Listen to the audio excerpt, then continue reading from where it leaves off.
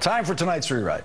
Fox News is barring this man from its Republican presidential debate this week simply because he is gay. Fred Karger meets all of Fox's requirements for being in the debate, which are the candidate be registered with the Federal Elections Commission as a presidential exploratory committee or presidential campaign.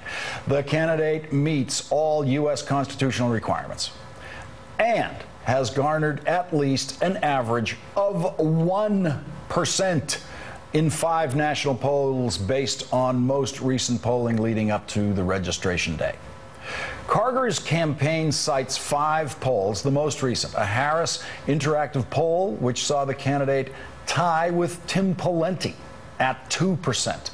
Karger has also placed at 1% in 3 polls, one of them a Fox News poll, and just under 1% in a 5th. And to reiterate, Fox's own rules call for an average of 1% in 5 national polls, and the 2% showing in the most recent Harris poll gets him there. But Fox News knows that Fred Karger is openly gay, and Fox News is not about to let an openly gay presidential candidate in a Republican debate. But Fox News will allow this man in the debate, former Fox News contributor Rick Santorum, who polls 50% lower than Fred Karger in the Harris interactive poll. Santorum, of course, is not openly gay, but he is deeply confused about human sexuality and has left many of us concerned for his mental health when he finds himself irresistibly drawn, at no one's prompting, into discussions of gay life. Here's Santorum's latest meanderings on marriage, on same-sex marriage. I can call this napkin a paper towel, but it is a napkin. Why? Because it is what it is. Right? Okay. This is the American politician at his worst, right? When a politician is trying to go all kitchen table on you and pretending to know the price of milk or what we do with napkins and paper towels, that's the way they try to sound connected to us. But it always makes them sound completely alien.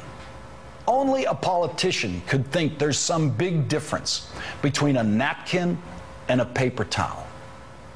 I can't remember the last time I bought napkins, but I buy paper towels all the time because I use them all the time as paper towels and, yes, as napkins. Sometimes folded like that, sometimes not. The paper towel is the napkin of choice in my home and always will be. And today, at my desk, I used Starbucks napkins to mop up a little mess instead of paper towels because I didn't have any paper towels. That's the way America really lives, substituting napkins for paper towels at will, whenever it makes sense. Someone who has no comprehension of the American relationship to paper towels and napkins has no better chance of becoming president than an openly gay Republican. Let's hear where Santorum went with this paper towel thing. I can call this napkin a paper towel, but it is a napkin.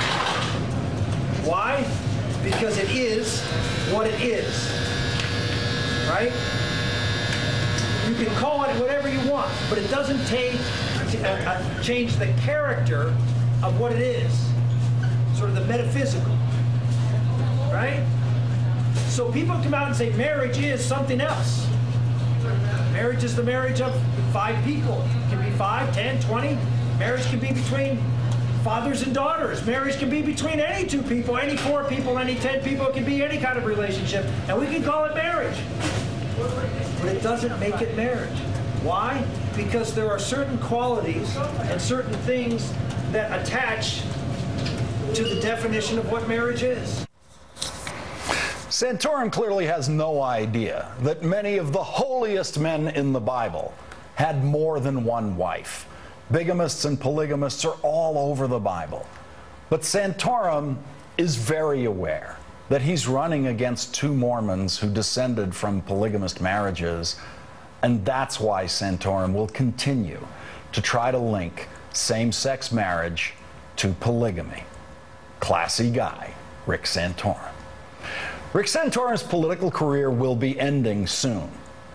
He will go to the Republican convention next year not as a candidate, but as a Fox News contributor again, unless by then he's driven O'Reilly and the gang absolutely crazy by insisting that no one at Fox News ever use a paper towel as a napkin.